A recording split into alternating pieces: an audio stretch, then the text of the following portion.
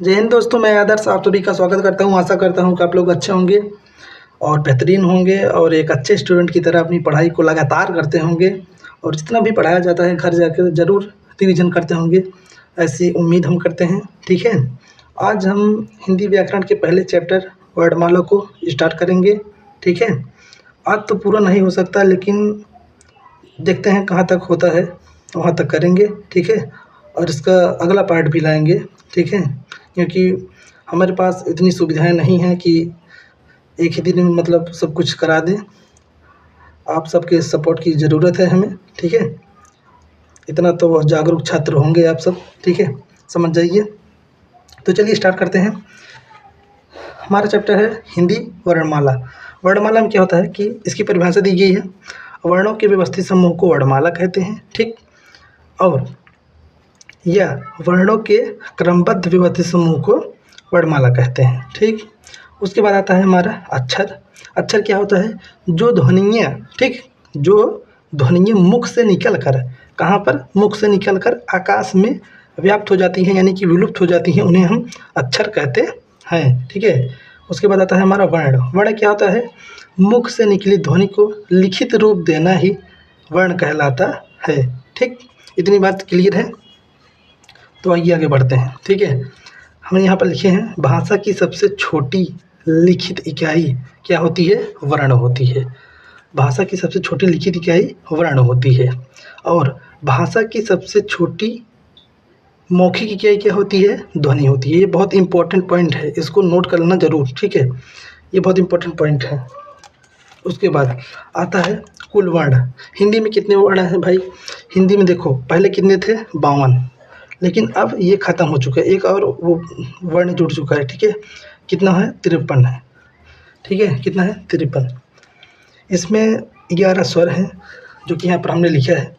11 स्वर हैं, 33 व्यंजन हैं, 2 अयोगवाह हैं, 4 संयुक्त व्यंजन हैं और 2 उत्क्षिप्त व्यंजन हैं। ठीक है, यहाँ से क से लेकर ह तक, क से ह तक क्या होते हैं? व्यंजन ही होते हैं। यहाँ थोड़ा शॉर्ट फॉर्म में लिखा है, थोड़ा समझ जाना। ठीक है, जैसे नोट डाल के हमने यहाँ पर लिखा है, 1 मिनट रुकिए, देखिए यहाँ पर हमने नोट डाल के लिखा है, सन 1983 में 1983 में देवनागरी लिपि और हिंदी वर्तनी का मानकीकरण हुआ था। ठीक, 1983 में, इसको नोट करके लिख लीजिएगा, ये पूछा गया है प्रीवियस ईयर में। ठीक, उसके बाद अब अगले पन्ने पे चलते हैं।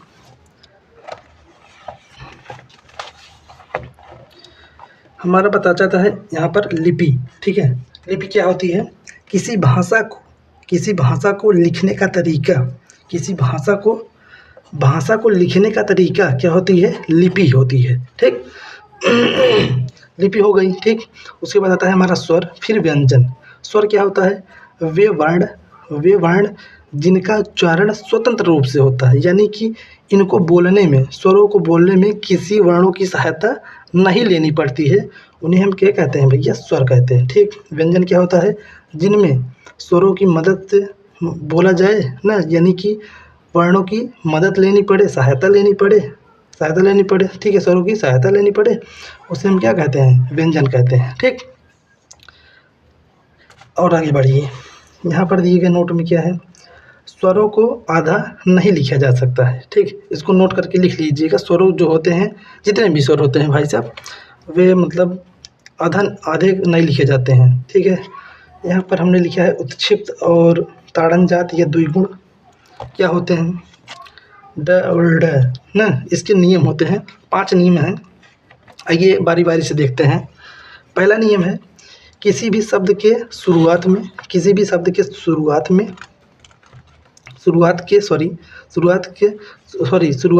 ठीक है, शुरुआत में उत्क्षिप्त नहीं होगा।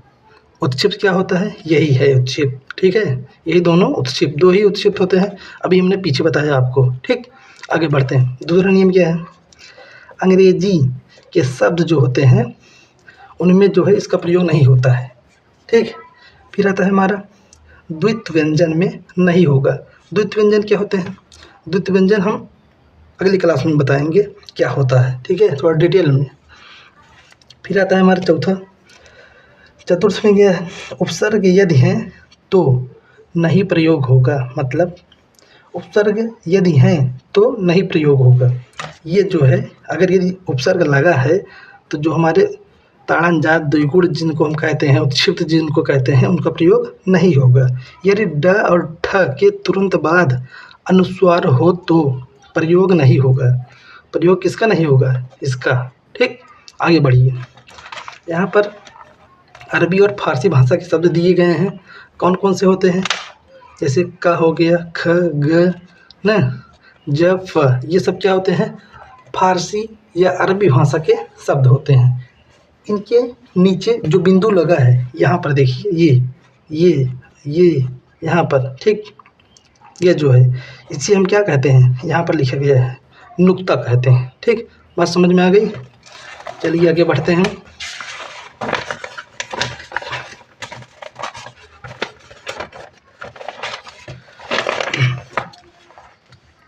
यहाँ दिए गए स्वरों का वर्गीकरण। ठीक है, स्वरों का वर्गीकरण क्या होता है? स्वरों का वर्गीकरण पहले बढ़ते हैं मात्रा के आधार पर, फिर आता है जीवा के आधार पर, ऐसे ऐसे करके 4 ठो है ना। तो ये पहले पढ़ते हैं स्वरों के आधार पर। स्वरों के आधार पर कितने प्रकार का होता है? 3 प्रकार का होता है। ये पूछा गया है, इम्पोर्टेंट है, ध्यान से सुनिएगा, इसको नोट करिएगा अपने नोट्स में। ठीक है, पहला है हमारा हास्य स्वर्ग, जिसको हम लघु स्वर कहते हैं। इसी को एक मात्रिक भी कहते हैं। ठीक, एक मात्रिक, इसी को हम एक मात्रिक स्वर भी कहते हैं। इसको एक मात्रिक कहते हैं। ठीक है, जिसके उच्चारण में, इसकी परिभाषा क्या है सुनिएगा ध्यान से, जिसके उच्चारण में कम समय लगे। भाई साहब, जिसके उच्चारण मतलब हास्य मतलब क्या होता है? छोटा। लघु मतलब क्या होता है? छोटा। ठीक, यानी कि जिनको बोलने में कम समय लगता है उन्हें हम हास्य स्वर कहते हैं, या लघु स्वर या एक मात्रिक स्वर भी कहते हैं। जैसे यहाँ पर दिए गए हैं, इसके एग्जाम्पल में क्या है? अ, ई, उ और री। ठीक, इनकी संख्या कितनी होती है? 4, यहाँ पर लिखा गया है। ये प्रश्न पूछा गया है, इसको नोट करिएगा। ठीक, फिर उसके बाद आता है हमारा दूसरा, दीर्घ स्वर्ग या गुरु स्वर्ग या द्विमात्रिक भी इसको कहते हैं। यहाँ पर नोट करके लिख लीजिएगा, द्विमात्रिक। ये कैसा होता है? द्विमात्रिक होता है। अब इसकी परिभाषा क्या है? जिसके उच्चारण में लघु स्वरों से मतलब दोगुना समय लगे, इसकी अपेक्षा दीर्घ में अधिक समय लगे। दीर्घ का मतलब होता ही है बड़ा। ठीक है, दीर्घ का मतलब होता है बड़ा, भाई जानते हैं आप सब। इसके एग्जाम्पल क्या है? बड़ा ई, बड़ा आ हो गया, बड़ी ई, बड़ा ऊ, ए, ओ, औ ना। इसकी टोटल संख्या कितनी है? 7। नोट करिएगा, 7 है। उसके बाद आता है हमारा प्लुत स्वर। प्लुत स्वर क्या होते हैं? ये संस्कृत भाषा के शब्द होते हैं, यहाँ पर हिंदी में प्रयोग नहीं होते हैं। इसकी मतलब जो एक मतलब क्वेश्चन फंसता है, जैसे स्वरों का वर्गीकरण मात्रा के आधार पर ना, मात्रा के आधार पर कितने प्रकार का होता है? कई बार ऑप्शन में 2 भी दिया होता है या 3 भी दिया होता है। ठीक, लेकिन इसका प्रयोग हिंदी में नहीं होता है, या संस्कृत में इसका प्रयोग होता है ना। समझ गए? अगर दोनों दिया है तो आप 3 मार्क के आना। ठीक, दोनों दिया है तो आप 3 मार्क के आना।